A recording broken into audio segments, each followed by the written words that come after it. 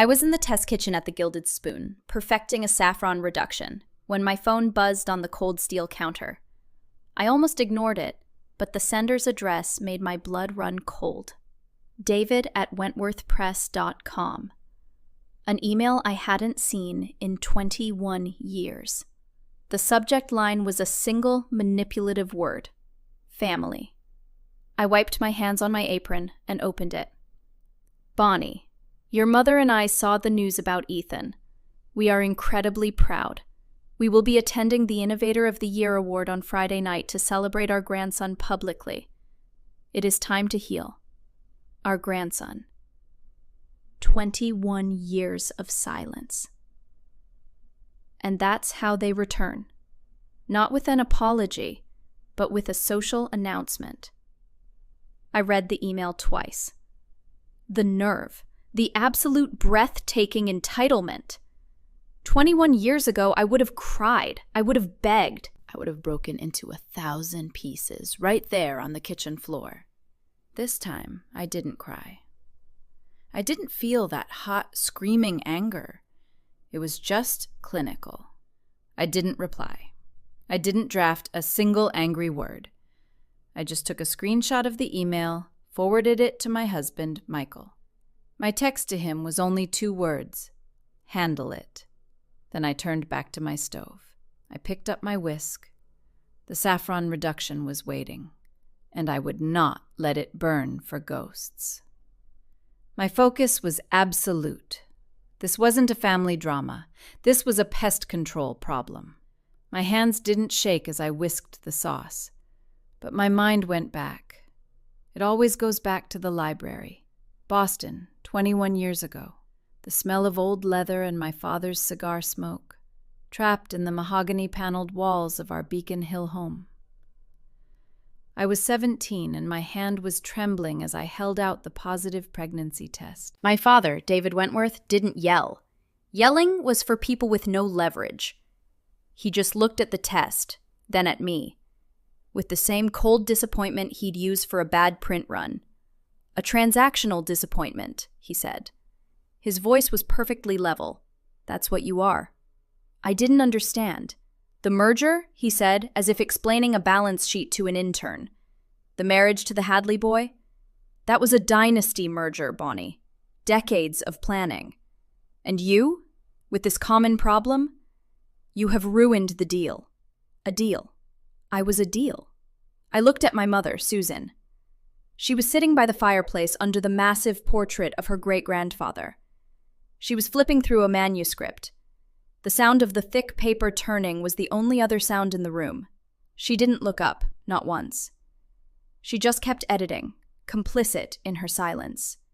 And that's when I realized it. The pain wasn't just about being pregnant, it was about this. I had been the good child my entire life. I got the perfect grades. I went to the right parties. I knew the right names. I was the perfect, polished asset for the Wentworth Press dynasty. I had played the part so well, I actually thought they loved me. But the moment my real self, a scared, pregnant teenager, contradicted that perfect image, the love vanished. It wasn't love. It was an investment. And I had just defaulted. My father walked to his desk and opened a drawer. He pulled out a small stack of cash from a bank envelope. $450, he said. He placed it on the desk between us. That's what you have. You will leave this house tonight. You will not use the Wentworth name. You will not contact us. You are no longer our concern. I stared at the money. He was closing a bad deal. I was a transactional disappointment. That night I didn't sleep in my 4-poster bed. I slept on a wooden bench in the Boston Public Garden, clutching my stomach, the smell of swanboat water and exhaust filling my lungs. I was trembling, and for the first time, I was completely, utterly alone. I was no longer a Wentworth. I was nothing. My phone rang an hour later. It was Michael. "Okay," he said. His voice was calm, the one he uses for legal battles. I've blocked their email address and their phone numbers from your devices. They can't reach you directly again." "Thank you," I said, looking out the window. "That's it then." "Not quite," he sighed. "I blocked them, Bonnie, but not before they made their move. They've already called the event organizers for the Innovators Award." My grip tightened on the phone. "What did they do?" "What do you think?" "They introduced themselves as Dr. and Mrs. Wentworth, Ethan's proud grandparents. They said there must have been a terrible oversight that they weren't on the list, and they've requested a table. Front row center. I actually laughed. A cold, short sound. Of course they did. The performance has to have a good view." "Exactly. But it gets worse. Check your mother's Instagram." I hung up and opened the app. My mother's profile was all high society fundraisers and literary galas, and there at the top of her feed was a photo I hadn't seen in 2 decades. It was me, age 10, holding a riding trophy, my hair in a tight braid, my smile forced. The caption read, "Always knew the Wentworth family had excellent genes. So proud of our family's heritage and all it produces. # Wentworth Press, # legacy, # proud." The comments were pouring in from their Beacon Hill friends. "Susan, how wonderful! You must be bursting with pride. Congratulations!" He gets that brilliance from his grandparents. Such a beautiful legacy. They were building a narrative, erasing 21 years of abandonment with a single blurry photo and a hashtag. They weren't just showing up. They were launching a PR campaign. Michael called back as if he knew I'd seen it. "Bonnie," he said, his voice firm, "you need to listen to me. They don't want Ethan. Not really. They want what Ethan represents." I was quiet, listening. I did some digging. He continued. "Wentworth Press is in trouble. Deep trouble. They missed the digital wave. Their stock is in the basement. They need a shiny win to attract new investors. They need a good story. A genius millionaire grandson is the perfect story. So I'm not a daughter," I said, "and he's not a grandson. We're just assets." "He's a lifeline," Michael corrected. "This isn't about family. This is a classic narcissistic Hoover. They've been starving for a supply of status, and Ethan just became the biggest source on the planet. They're trying to suck you and him back into their orbit to save themselves." He paused. "Don't take the bait, Bon. This is a business move. We need to treat it like one." A business move. Michael was right. And it was a move that Beatrice would have seen coming from a mile away. I thought of her. I couldn't not think of her. Beatrice, the woman who actually saved me. I was 3 days into my new life on that park bench in the Boston Public Garden. It was cold, damp, and I was trying to sleep when I felt a gentle hand on my shoulder. I flinched, expecting a cop or worse, but it was a woman in her 70s with sharp, kind eyes and a cashmere coat. She didn't ask if I was okay. She just stated a fact. "You are not coming home tonight, are you?" Beatrice was a retired constitutional law professor, a widow, a woman who had lost her own daughter, her only child, in a car crash years earlier. She saw me, a pregnant 17-year-old with $450 to my name, and she didn't see a transactional disappointment. She saw a project. No, she saw family. She gave me the guest room in her brownstone. She was there when Ethan was born. She held my hand, and she was the first person after me to hold him. She became the only grandmother Ethan ever knew. She was the one who taught me. She'd sit with me at her huge oak desk surrounded by law books and say, "Bonnie, do not let them define your worth." Legacy isn't what you inherit in blood. It's what you build by choice. When I had the idea for the Gilded Spoon, she didn't just encourage me. She gave me the seed capital. Build your own empire, she'd said. It's the only one they can't take from you. Beatrice died 2 years ago, and she had been planning for this day ever since. I knew this because I was sitting in Michael's office the next afternoon. He slid a thick leather-bound document across his desk. Beatrice's will. I've been over it 3 times. He pointed to a clause. She left you and Ethan everything. $25 million. But it's locked in an ironclad trust. It's protected. Then he slid a second, much older document over. It was thin, yellowed at the edges. And this, he said, is the document your parents' lawyer had you sign 21 years ago. The one you barely remember. He pointed to a line. It's a full relinquishment of parental rights. Both ways, legally. Bonnie, they are not your family. They have no more claim on you or Ethan than a stranger on the street. He smiled. Beatrice made sure I kept the original. She knew. I let out a breath I'd been holding for 2 decades. So they have nothing. Their Instagram posts, the calls, it's all just noise. It's noise, Michael agreed, but it's calculated noise. It's the first part of His phone buzzed. He looked at it and his face went hard. Damn it. What? What is it? That was an alert from the court docket, he said, his fingers flying across his keyboard. Ethan's been sued. My stomach dropped. Sued for what? Intellectual property theft. That's insane.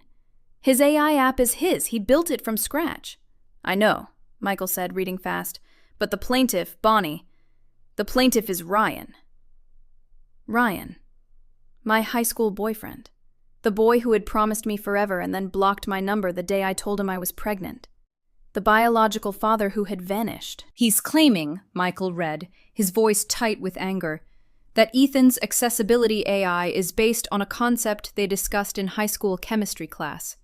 He's demanding 50% of the company. He's a failed venture capitalist, I whispered, horrified. He's bankrupt. He has no case. He doesn't need a case, Michael said, his eyes narrowing. He just needs funding. Someone is paying his legal fees. Someone is bankrolling this entire frivolous lawsuit. He kept typing, pulling up in corporation records, law firm retainers, and then he found it. He just pointed at the screen. A wire transfer from a holding company. A holding company I knew. It was the one Wentworth Press used for its acquisitions. I felt sick. They're paying him, I said. Michael nodded, his face grim. It's a pincer move. A coordinated attack. He stood up and started pacing. Don't you see? It's brilliant in a sociopathic way. Ryan, the biological father, attacks Ethan's company with a lawsuit they know is fake, but it's expensive and public. It ties Ethan up in legal hell. He pointed at me. Meanwhile, David and Susan, the loving grandparents, attack you socially. They play the victim on Instagram. They show up at the gala. They pressure you to reconcile and make this all go away. They're using Ryan to create a problem that only they can solve in exchange for what they want. Access.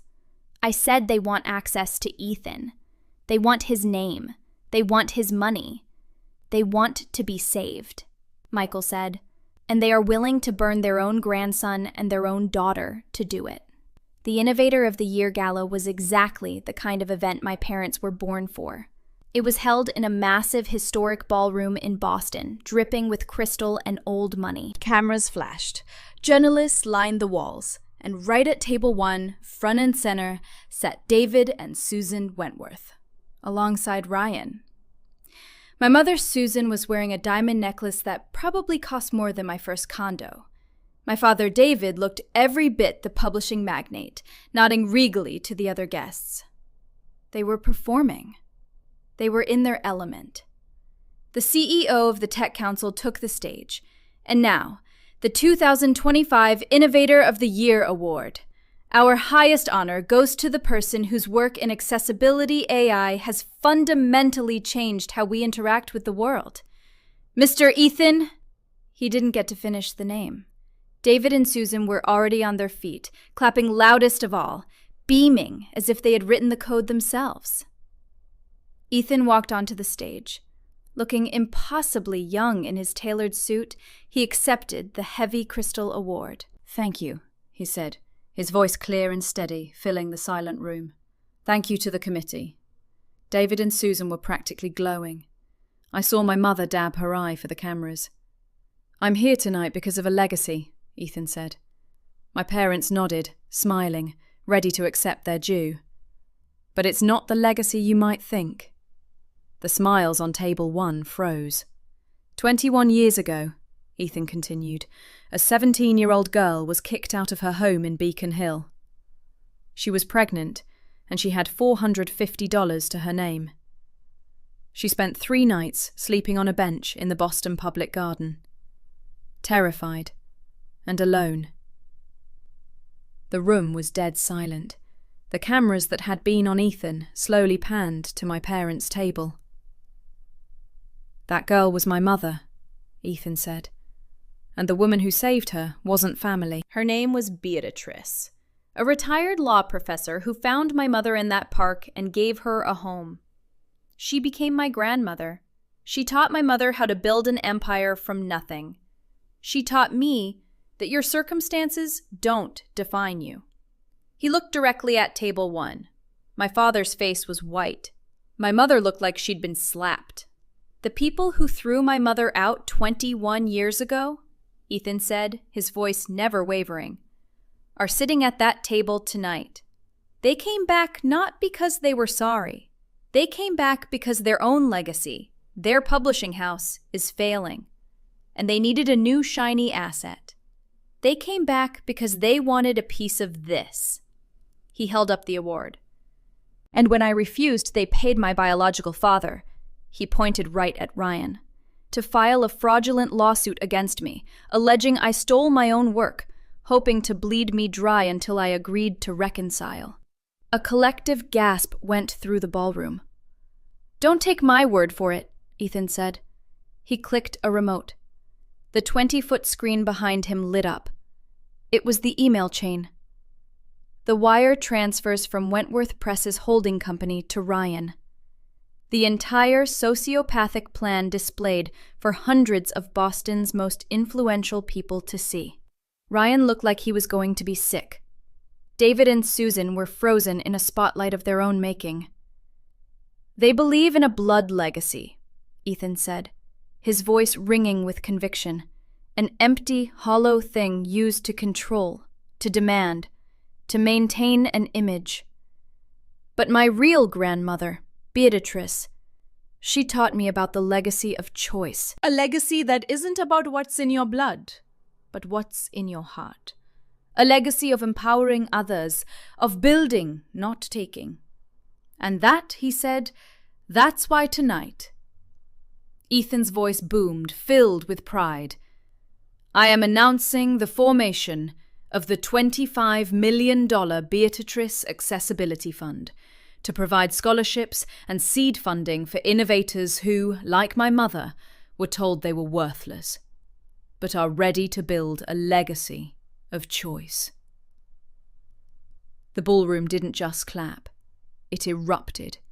It was a standing ovation that thundered against the walls. The applause was deafening. Through the noise, I saw them. Security, already briefed by Michael, was moving quietly toward table 1. They escorted David, Susan, and Ryan out. My parents, for the first time in their lives, looked small. Their power, built on image and illusion, had evaporated under the spotlight of truth. Ryan just looked like what he was, a desperate, failed man. They had to walk past my table to get to the exit. I stood up. My mother stopped, her face a mask of pure hatred. "You," she hissed. I didn't yell. I didn't cry. I just picked up a file folder Michael had prepared. "This," I said calmly, holding it out for her, "is a temporary restraining order, effective immediately." She flinched as if it were a snake. "And this," I added, placing a second document on top, "is the packet of evidence we've already sent to the SEC. It details how you and David misused Wentworth Press corporate funds to finance a fraudulent lawsuit. My father's face went from white to purple. I'm sure the shareholders will be fascinated, I said, my voice steady. I looked my mother in the eyes. The woman who had edited a manuscript while my life ended. Goodbye, Susan. They were gone. The aftermath was fast. The news clip of Ethan's speech and my parents' humiliation went viral. Wentworth Press stock didn't just drop, it collapsed. The board called an emergency meeting, and David and Susan were voted out of their own company in disgrace. Ryan was promptly indicted for perjury and wire fraud. Last week, Ethan and I signed the first check from the Beatrice Fund. A full scholarship for a brilliant young engineer, a single mother from Dorchester. They tried to steal my son's legacy. They tried to weaponize mine. So we decided to redefine the word. Legacy isn't about blood. It's not about what you're owed. It's about what you build. Family. Family is choice, and we chose ours. If this story moved you, hit that subscribe button, turn on notifications, and share it with someone who needs to hear that they can build their own legacy. Drop a comment below. Tell me where you're listening from and what time it is right now. Let's build a community of choice together.